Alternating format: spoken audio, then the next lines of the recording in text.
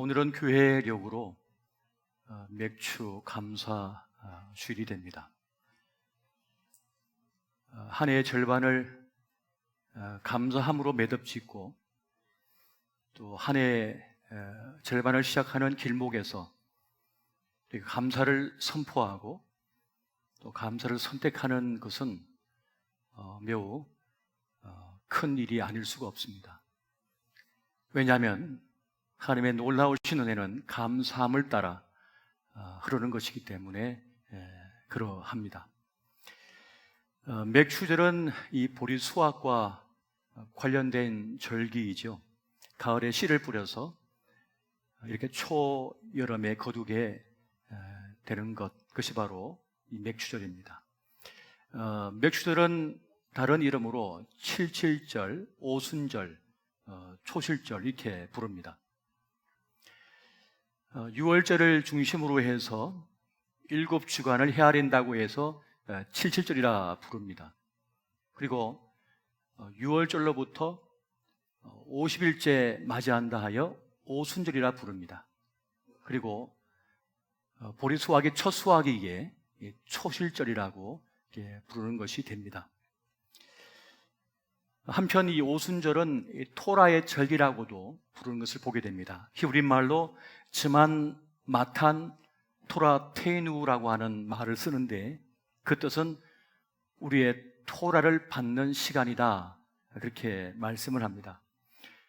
오순절은 출애굽한 이스라엘 백성들이 시내산에서 10계명을 받게 됩니다. 그리하여 하나님의 언약의 백성이 됩니다. 특별한 하나님의 사람으로서 거듭나는 그러한 역사적 사건인 것이죠. 그렇게 하나님의 제사장 나라 거룩한 백성이 되는 그런 의미를 이 오순절은 가지고 있습니다. 그러니까 이 맥주 감사절은 첫 수확을 얻는 그 기쁨에 대한 감사가 있고, 또 한 가지 하나님의 구원의 백성, 언약의 백성이 된다라고 하는 그 감사가 함께 중첩되어 어우러져 감사하는 절기가 된다는 것입니다. 그렇게 볼 때 여러분, 절기는 메시지입니다. 하나님께서 지난 과거에 있었던 일들을 기억하여 이 절기로 지키게 만들고 또 거듭하여 그것을 지키도록 한 것은 어떤 메시지를 주기 위함인 것입니다. 이 절기라고 하는 매개체를 통해서 무엇인가를 기억하고 무엇인가를 깨닫게 하고자 함이었다는 것입니다. 그것은 바로 내가 누구인가, 나라고 하는 정체성을 깨닫게 하기 위함이었습니다. 그리고 하나님은 누구신가라고 하는 하나님에 대한 그 지식을 알고 깨닫게 하기 위함이었습니다. 그렇게 하나님의 구원하심을 알도록 하기 위하여, 또 기억하도록 하기 위하여 깨닫게 하게 하고자 매년 이 절기를 지키도록 한 것이었습니다. 사실 나 자신만을 가지고는, 또 나 자신만을 생각하고서는 여러분 이 세상을 살아낼 수가 없습니다. 이 현실의 암담함을 극복할 길이 없습니다. 똑똑해서도 넘어집니다. 잘나고 예뻤어도 넘어집니다. 돈을 많이 가졌어도, 성공했어도 자기 인생의 무게를 감당하지 못하여 쓰러집니다. 이 불확실성이 삶의 하나의 요소가 된 이런 세상 속에서 내 지식, 내 지혜, 내 경험 가지고는 살아낼 수가 없다는 것입니다. 하지만 하나님 앞에서의 나, 하나님의 구원하신 안에 있는 나를 발견하게 될 때 우리는 현실의 암담함을 이겨낼 수가 있고 극복해낼 수가 있다는 것입니다. 그렇게 이 감사의 절기를 통하여 우리는 고난을 이겨낼 힘을 얻게 되는 것입니다. 이것을 위하여 하나님께서는 이 감사의 절기를 우리에게 지키도록 명령하신 것입니다.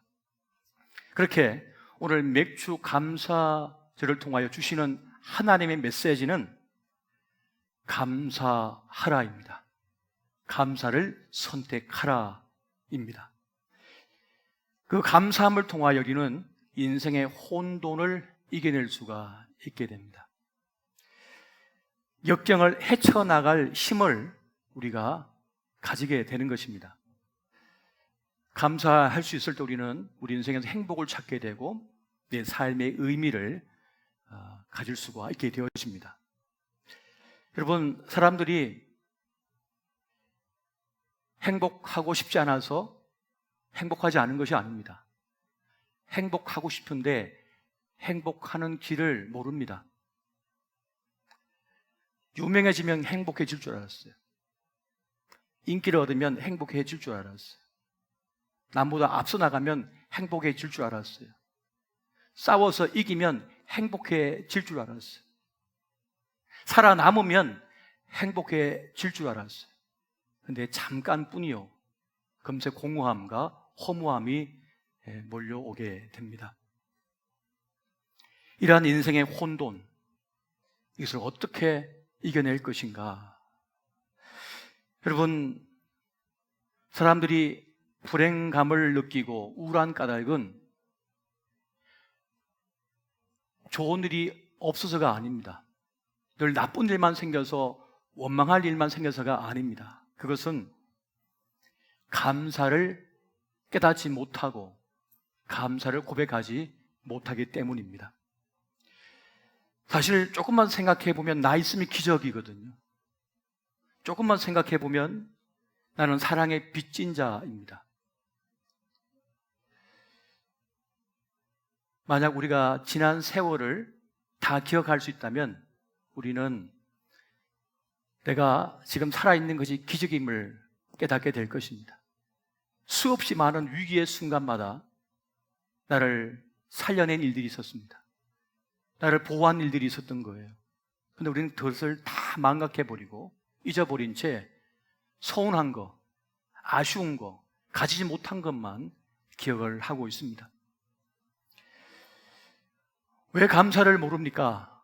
미숙하기 때문입니다. 미성숙하기 때문인 거예요. 감사를 배우지 못했기 때문입니다. 그리고 감사함을 깨닫지 못했기 때문에 그렇습니다. 여러분, 사랑도 배워야 할 감정인 것처럼 사랑도 또 감사도 배워야 할 감정인 것입니다. 어릴 때는 다 당연하게 여겼어요. 엄마가 아빠가 챙겨주고 주는 거 다 당연하게 여겼어요. 근데 나중에 철이 들어보면 그것이 당연한 것이 아님을 알게 됩니다. 헌신과 희생을 통하여 나에게 주어진 것임을 깨닫게 됩니다. 여러분, 당연의 세상에는 감사가 없다는 말이 있습니다. 살다 보면 억울한 감정, 원망하는 마음에 사로잡힐 때가 있는 것이죠. 그렇게 불평과 원망 속에, 서운함 속에 놓이게 되는 이유는 지금 누리고 있는 것을 당연하게 여기기 때문에 그렇습니다. 당연한 것으로 알고 있어요. 지금 우리 세상에는, 우리 사회는 책임과 의무보다는 권리 주장이 많은 것을 보게 됩니다. 여러분, 감사가 없고 권리만 있는 세상은 뭐든지 다 투쟁인 거예요. 그러면 원망과 불평이 가득하게 됩니다. 서운함만 넘치는 거예요. 그러면 숨이 턱턱 막힙니다. 여러분, 불만과 원망과 불평과 분노가 가득한 사람 옆에 있어 보셨어요? 그러면 숨이 턱턱 막힙니다. 불안해서 같이 있을 수가 없는 거예요. 반면에 감사가 있는 사람 옆에 있어 보십시오. 그러면 평안합니다. 같이 기뻐요. 같이 즐거운 거예요. 여러분, 감사를 선택하면 복잡하던 것도 선명하게 됩니다. 감사를 선택하면 내일의 불안에 시달리지도 않습니다. 감사가 있으면 원망과 불평, 원한에서 벗어나는 것을 경험하게 됩니다. 전에 제가 미군 자살 예방 학교에 입소를 해서 교관 교육을 받은 적이 있어요. 거기 상담 프로그램 중에 하나가 분노 조절 완화 프로그램이 있습니다. 그 사람이 어떤 사건, 어떤 일을 당하게 되면 분노가 일어나요. 그 분노가 때로는 누군가를 향해, 타인을 향해, 또 그 분노가 자기를 향해요. 이 자기를 향해서 극단에 이르면 문제가 발생하게 되는 거죠. 또 타자를 향하여도 극단의 자리까지 나아가면 문제가 발생합니다. 그래서 그 분노를 푸는 방법 가운데 하나가 무엇인가 하면 감사한 일을 찾는 것입니다. 근데 혼자서는 그걸 찾을 길이 없어요. 옆에서 물어봐 줘야 돼요. 어떤 좋은 일이 있었습니까? 어떤 감사한 일이 있었습니까? 한번 적어보세요. 그 매일 적게 해요. 그러면서 나는 원망하고 원통하고 서운한 일밖에 없다고 생각했는데 적어 내려가다 보면 또 그것을 얘기하다 보면 어느 순간 나에게 좋은 일이 많았고 감사할 일이 많았다고 하는 사실을 깨닫기 시작합니다. 그러면서 이 분노가 사그라들기 시작하는 것이죠. 그러니까 분노를 푸는 열쇠가 바로 감사에 있다고 하는 것을 여기서 발견할 수가 있습니다. 여러분, 사는 데 있어서 어려움은 기본값이라는 디폴트라고 하는 말이 있습니다. 인생의 바다를 항해하고자 하면 우리는 파도를 만납니다. 풍랑을 만나고 암초를 만납니다. 근데 사람들은 내 배만 그렇다고 생각해요. 하지만 지금 배 위에 떠 있는 수많은 사람들의 배는 모두가 같은 파도, 같은 암초, 같은 위기를 때와 시가 다를 뿐이지 다 당하고 있는 거예요. 나만 당하는 것이 아니라는 것입니다. 그렇게 우리 삶은 언제나 빛과 어둠이 겹쳐서 옵니다. 공존하는 것이 우리의 인생이라는 것입니다. 겸하여 찾아오는 것이죠. 이때 내가 무엇을 선택할 것인가? 감사를 선택할 것인가? 원망과 원한과 불평을 선택할 것인가? 그것은 내 몫이라는 겁니다. 여러분, 우리 각자는 자기 몫의 인생이 있습니다. 하나님께서 우리에게 인생의 몫을 주신 거예요. 시간을 주신 거예요. 그래서 어떻게 살아내느냐는 내 몫입니다. 다른 사람에게 물어볼 필요 없어요. 책임을 전가할 수 없어요. 내 인생이니까. 내 남편이고 내 아내고 내 자식이며 내 사업이고 내 직장이고 내 몸입니다. 누구에게 탓할 수 없어요. 다니다 보면 볼불에 걸려 넘어질 수도 있는 겁니다. 누가 던진 야구공에 내 머리를 맞을 수 있는 겁니다. 지나가던 차가 웅덩이에 있는 물을 끼얹어 가지고 내 아름다운 드레스가 다 망가질 수도 있는 겁니다. 이게 인생이에요. 이게 내 몫의 인생의 모습입니다.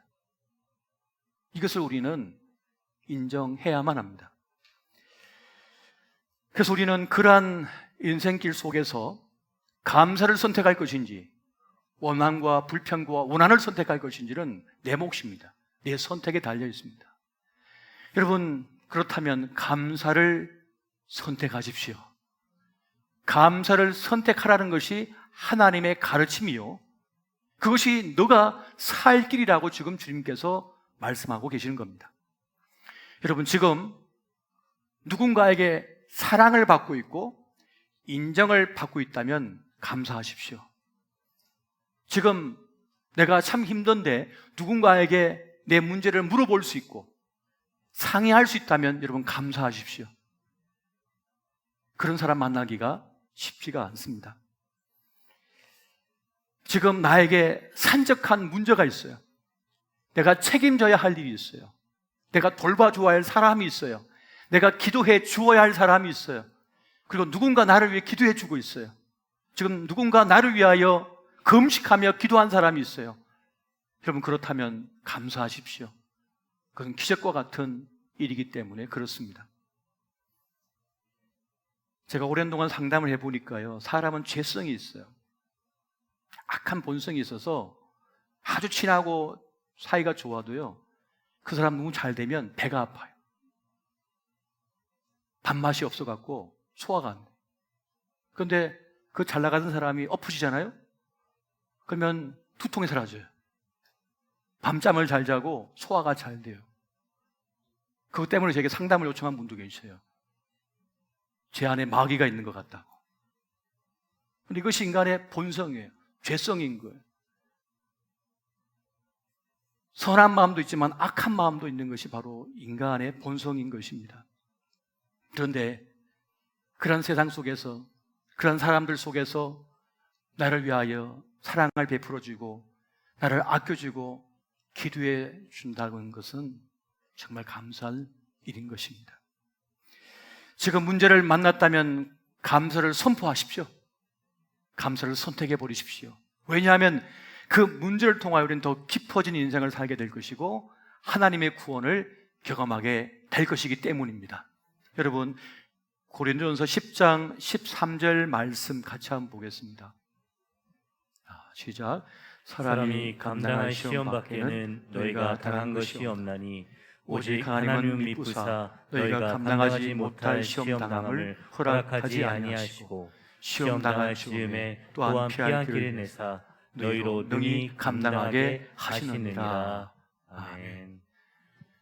하나님께서는 우리에게 자유의지를 주셨습니다. 우리에게 삶의 시간을 주셔서 살피시지만 무조건 다 개입하지 않으셔요. 마치 부모님처럼 그 아들, 딸의 선택을 존중해요. 기다려주어요. 그러다가 정말 개입해야 할 문제는 개입하셔요. 돌보십니다. 그것이 하나님의 방식입니다. 그래서 때로는 가야 할 길이라면 가게 하십니다. 여러분, 가야 할 길이라면 울면서라도 가야 하는 것입니다. 한번 따라해 보십시오. 가야 할 길이라면 울면서라도 가야 한다. 정말 내가 가야 할 길이라면, 내가 넘어야 할 고비라면 가게 하신다는 것입니다. 그것이 내 몫의 인생이기 때문에 그렇습니다. 자식을 키우다 보면 아프고 힘들죠. 그러나 그것이 내 몫입니다. 내 몫인 거예요. 내 자식이니까요. 누가 대신 아파주길 바라십니까? 내가 아파하고 내가 힘겨워해야 되는 거예요. 내가 부모니까, 내 몫이니까요. 여러분, 행복한 사람은 많은 것을 가진 사람이 아닙니다. 그것을 누릴 줄 아는 사람인 겁니다. 봄이 오면 봄을 누립니다. 여름이 오면 여름을 누립니다. 가을이 오면 가을을 누립니다. 인생의 겨울이 오면 인생의 겨울을 누립니다. 이것이 우리에게 주어진 인생의 몫입니다. 오늘 이 성경 기자가 우리에게 분명하게 말씀해 주는 것이 있어요. 우리가 감사할 이유는 어떤 소유가 있기 때문에, 어떤 좋은 일이 생겼기 때문이 아니라 더 중요한 하나님의 구원하심이기 때문에 감사해야 된다고 지금 말씀하고 있습니다. 오늘 본문 10절과 11절을 보게 되면 내 하나님 여호와께서라고 하는 이 말씀이 4번이나 반복하여 주어지고 있는 것을 보게 됩니다.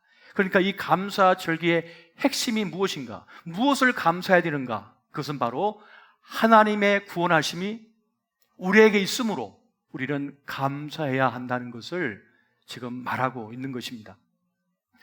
여러분, 하박국 3장 17, 18절을 같이 한번 보겠습니다. 시작. 비록 무화과 나무가 무성하지 못하며 포도나무에 열매가 없으며 감람나무에 소출이 없으며 밭에 먹을 것이 없으며 우리의 양이 없으며 외양간에 소가 없을지라도 나는 여호와로 말미암아 즐거워하며 나의 구원의 하나님으로 말미암아 기뻐하리로다. 아멘. 이 말씀의 핵심 중에 핵심은 뭡니까? 구원의 하나님이 나에게 있으므로 내가 기뻐한다, 감사한다 라고 말씀하고 있습니다. 감사의 절대적 이유는 소출이 많고 적음이 아닙니다. 하나님의 구원이 나에게 있기 때문이다. 늘 부족한 것 투성이어도 감사할 수 있는 이유는 하나님의 구원이 나에게 있기 때문이라는 것입니다. 여러분, 감사를 선택하기로 작정하셨으면 최악의 상황에서도 감사하십시오. 소원에도 감사를 선포하십시오. 억울해 보여도 감사함으로 그 억울한 것을 쏴버리십시오. 그때 감사의 역사가 나에게 일어나는 것입니다. 우리가 감사할 때, 하나님께 감사할 때 하나님의 은혜가 임한다고 성경은 우리에게 말씀해 주고 있습니다. 시편 50편 23절 말씀 보니까 감사로 제사를 드리는 자가 나를 영화롭게 하나니 그의 행위를 옳게 하는 자에게 내가 하나님의 구원을 보이리라 라고 말씀합니다. 감사로 나를 영화롭게 하는 자에게 나의 구원을 보여줄 것이다 라고 말씀하고 있는 것입니다. 세상이 말하는 감사와 그리스도 예수의 사람이 말하는 감사는 다른 것입니다. 연세대 연구팀에서 사람이 절망과 고통과 암담함 속에서 다 쓰러져 가는데 살아내는 것을 발견했어요. 역사를 통해서, 전쟁을 통해서, 상담의 수많은 연구 결과를 통해서 발견한 게 감사예요. 그래서 일반 학자들도, 난크리스천들도 감사라고 계속 얘기합니다. 그런데 세상의 감사와 그리스도 예수의 사람의 감사는 다른 것입니다. 일반 학문에서 주장하는 그 감사의 대표적 예로서 유대인들을 말합니다. 유대인들의 교육법을 말합니다. 그들은 감사함을 통하여 살아났다. 나라를 빼앗기고 다 흩어져 절망과 고통 속에 있을 때 아우슈비츠 그 학살의 현장 속에 살아남았다. 감사함으로. 그런데 한 가지는 얘기 안 해요. 그 감사가 누구를 향하는지. 그 감사가 누구를 향하고 있습니까? 여호와 하나님 아닙니까? 그 여호와 하나님은 빼고 돌 다친 거 감사하라고, 이만하면 괜찮다고 감사하라고, 그런 감사만 얘기해요. 핵심이 빠졌잖아요. 그래서 아무리 감사하라고 해도 쓰러지는 겁니다. 하지만 그리스도 예수의 사람은 핵심을 압니다. 진짜를 압니다. 진짜 감사는 여호와 하나님의 구원하심에 대하여 감사하는 것입니다. 할렐루야. 이것이 진짜 감사인 것입니다. 그렇게 감사는 위기를 기회로 바꾸고 하나님의 구원하심을 통하여 부활하는 살아나는 역사가 있는 것입니다. 고린도후서 4장 15절 보니까 이런 모든 것이 너희를 위함이니 많은 사람의 감사로 말미암아 은혜가 더하여 넘쳐서라고 말씀하고 있습니다. 감사로 말미암아서 은혜가 더 넘치게 되었다, 더 차고 넘치게 되었다고 말씀하고 있는 것입니다. 그런데 많은 크리스천들이 감사를 안 해요. 세상 사람들보다 더 노골적으로 비난하고 비판하고 불평하고 원망합니다. 원망하다가 광야에서 죽임당한 그 이스라엘 백성들처럼요. 하지만 감사함으로 나아간 이들은 요단강을 건너서 가나안 땅에 들어갔습니다. 감사가 있느냐, 원망이 있느냐, 전혀 다른 결과를 가져다 준다는 것입니다. 여러분, 감사를 선택하면 고난을 이겨버립니다. 감사를 선택하면 고난을 해석하는 능력이 생겨버립니다. 하나님의 관점에서 해석하는 능력이 생겨버립니다.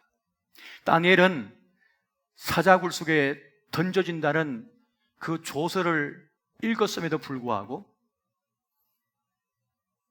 예루살렘 성전을 향하여 창문을 열고 하루에 3번 엎드려 기도를 합니다. 다니엘서 6장 10절 말씀 보니까 다니엘이 이 조서에 왕의 도장이 찍힌 것을 알고도 자기 집에 돌아가서는 윗방에 올라가 예루살렘을 향한 창문을 열고 전에 하던 대로 하루 3번씩 무릎을 꿇고 기도하며 그의 하나님께 감사하였더라. 위기의 순간, 절망의 순간, 죽음의 공포 앞에서 그는 감사함을 통하여 감사 기도를 통하여 그 공포에서 벗어날 수가 있었습니다. 두려움에서 벗어날 수 있었고 불안감에서 벗어날 수가 있었던 것입니다. 여러분, 이것은 하나님의 법과 식입니다. 이건 세상의 공식이 아닌 거예요. 하나님의 공식인 거예요. 감사할 때 하나님의 은혜가 임하고 하나님의 구원하심이 임하여 살아낸다고 하는 것은 세상의 공식이 아닙니다. 하나님의 공식인 것이에요. 감사하면 신비하게도 불안감에서 벗어나게 됩니다. 하나님께 감사하며 엎드릴 때 두려움에서 벗어나게 되는 것입니다. 이것이 어떻게 작동하는지 우리는 모릅니다. 그냥 그렇게 말씀하시니 순종할 뿐입니다. 씨앗을 심어라. 그러면 열릴 것이다. 우리의 공식이 아니에요. 하나님의 공식인 거예요. 하나님께서 이 세상을 창조하시고 하나님의 선미하심과 하나님의 법칙을 세워놓으신 거예요. 따라해 보니까 열매가 돌아오는 거예요. 사랑을 베풀라, 나눠주라. 나보다 남을 낫게 여겨라. 하나님의 공식인 거예요. 근데 그 공식대로 법대로 해보니까 나를 무시할 줄 알았던 그 사람이 나를 존중하고 나를 아껴주고 나를 위해줍니다. 손해인 줄 알았는데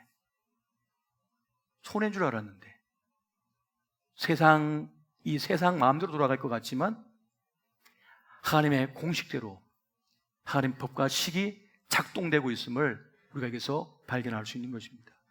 욥기서 33장 4절 보니까 하나님의 영이 나를 지으셨고 전능자의 기운이 나를 살리시느니라 라고 말씀합니다. 전능자 하나님의 능력이 나에게 임할 때 내가 살 수 있다는 거예요. 내가 살 수 있는 겁니다. 분명합니다. 잘나고 똑똑하고 능력 있고 힘 있고 다 가졌어도 다 쓰러집니다. 살아남지 못합니다. 그런데 하나님을 인정하고 감사하는 자는 절망의 구름투기에서도 살아나 버립니다. 일어서게 되는 것입니다. 할렐루야. 여러분, 이스라엘 정신을 말할 때 이히의 벳세드라고 하는 말이 있습니다. 이히의 벳세드라고 하는 말은 무한 긍정의 정신이라는 것인데요, 지금까지 역사 속에서 최첨단의 기술과 여러 가지 것들이 있어요. 그런데 그것을 가장 많이 개발해내고 발전시킨 것이 유대인 일이에요. 그런 얘기 많이 들어보셨잖아요. 그래서 그들을 항상 연구를 해요. 그런데 그들이 가진 정신 가운데 하나가 바로 이히의 벳세데라고 하는 것입니다. 그래서 도전을 해요. 내가 도전했는데 이것이 열려도 하나님의 은혜요, 안 돼도 하나님의 은혜요, 내가 넘어져도 하나님의 은혜요, 이 길이 막혀도 하나님의 은혜요, 다른 길을 여실 거니까. 이 사람에게 버림당해도 은혜요, 또 다른 사람 만나게 할 것이니까. 오늘 죽어도 은혜요, 천국 갈 것이니까. 하나님이 계시니 무엇이 문제인가? 그냥 감사를 선포하고 그냥 나가라는 것입니다. 여러분, 감사를 선택하십시오. 감사를 선언하십시오. 선포하십시오. 감사함으로 모든 걸 쏴버리시고 감사함으로 밀고 나아가시면 놀랍게도 하나님의 은혜, 하나님의 신비한 은혜가 함께하여 이 어려움의 때를 이겨내고 승리하게 될 것입니다. 오늘 이 은혜가 함께 하시기를 예수 이름으로 축원드립니다.